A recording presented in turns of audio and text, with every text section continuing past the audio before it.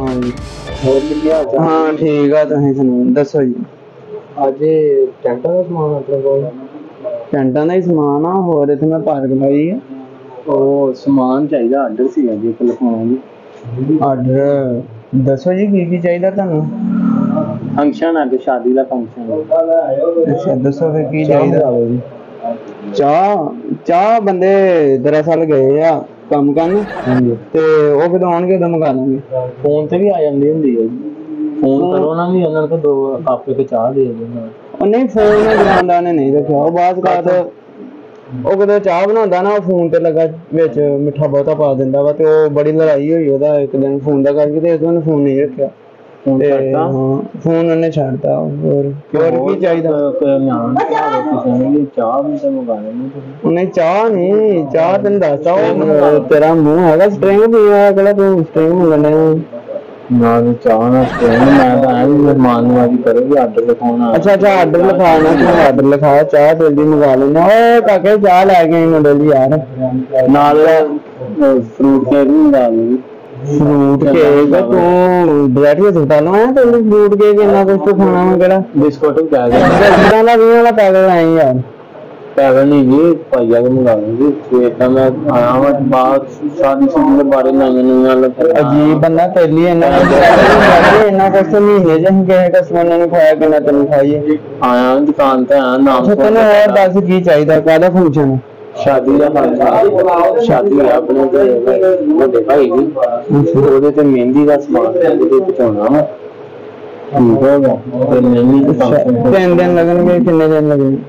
3 ਦਿਨ ਹੀ ਲੱਗਣੇ। ਪਹਿਲਾਂ ਮਹਿੰਦੀ ਹੈ, ਫਿਰ ਬਰਾਤ ਤੇ ਬਣੀ। ਠੀਕ ਹੈ। ਅੱਛਾ 3 ਦਿਨ ਲੱਗਣੇ ਹੈ।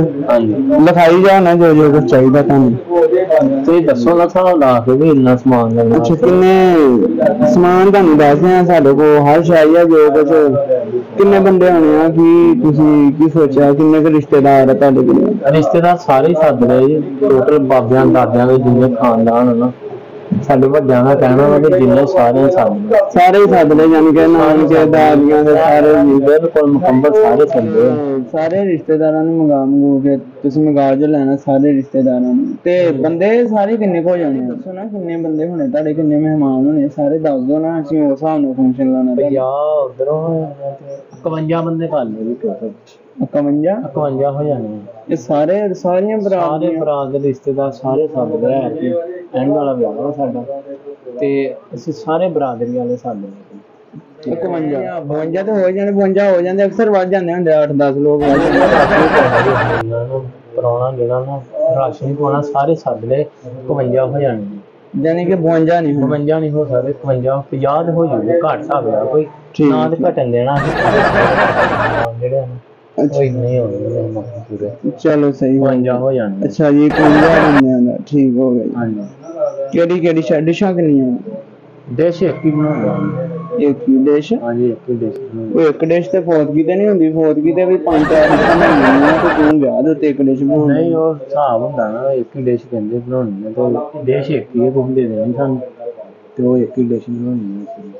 ਅੱਛਾ ਕੀ ਉਹ ਤੁਸੀਂ ਦਲੀਆ ਬਣਾ ਲੈਣਾ, ਕਿਹੜਾ ਵੀ ਸਾਰਿਆਂ ਨੂੰ ਦਲੀਆ ਹੀ ਦੇਣਾ ਇੱਕ ਡਿਸ਼? ਨਹੀਂ ਪਕਾਵਾਂਗੇ ਡਿਸ਼ ਇੱਕ ਹੀ। ਫਿਲਹਾਲ ਮੈਨੂੰ ਕਹਿੰਦੇ ਵੀ ਇੱਕ ਹੀ ਬਣਾਉਣੀ ਹੈ, ਬਾਕੀ ਤੇ ਦੱਸੋ ਆਪਣਾ ਨਾ ਸਮਾਨ ਦੱਸੋ ਮੈਨੂੰ ਵੀ ਕੀ ਹਿਸਾਬ ਕਿਤਾਬ ਕਰਨਾ ਚਾਹੀਦਾ। ਕਿਹੜਾ ਸਮਾਨ ਚਾਹੀਦਾ ਤੁਹਾਨੂੰ? ਸਾਡੇ ਕੋਲ ਸ਼ੀਸ਼ੇ ਦਾ ਸਮਾਨ ਵੀ ਪਿਆ ਵਾ, ਬੂਆ ਵੀ ਪਿਆ ਵਾ, ਤੁਸੀਂ ਇੱਧਰ ਦੇਖੋ ਕਿਹੜਾ ਸਮਾਨ ਪਿਆ ਵਾ ਆਪਣੇ ਕੋਲ। ਆਹ ਤੁਹਾਨੂੰ ਸਮਾਨ ਦਿਖਾਉਂਦੇ ਆ। ਹੈ ਸਮਾਨ ਦਿਖਾਓ, ਉਠੋ ਤੁਹਾਨੂੰ ਸਮਾਨ ਦਿਖਾਈਏ। ਤੇ ਅੱਛਾ ਜੀ ਸਮਾਨ ਦਿਖਾਓ। ਸਮਾਨ ਤੁਹਾਨੂੰ ਭਾਈ ਆਹ ਦੇਖੋ ਨਾ। ਹਾਂਜੀ ਆਹ ਪਲੇਟ ਦੇਖੋ, ਆਹ ਦੇਖੋ, ਆਹ ਜਿਹੜੀ ਇਹ ਚ ਤੂੰ ਲੂਣੇ ਚੌਲ ਵੀ ਪਾ ਸਕਦਾ, ਮਿੱਠੇ ਵੀ ਪਾ ਸਕਦਾ। ਇਹ ਚ ਮਿੱਠੇ? ਹਾਂ ਮਿੱਠੇ। ਇਸ ਚ ਨਮਕੀਨ? ਨਹੀਂ ਦੋਵੇਂ ਵੀ ਇਹ ਚ ਪੈ ਸਕਦੇ ਆ, ਇਕੱਠੇ ਪੈ ਸਕਦੇ ਆ। ਇਹਦੇ ਵਿੱਚ ਤੂੰ ਰਾਇਤਾ ਪਾ ਸਕਦਾ ਵਾ, ਸਲਾਦ। ਕਸਟਰਡ ਤੇ ਇੱਕ ਚਮਚ ਪਾਏ।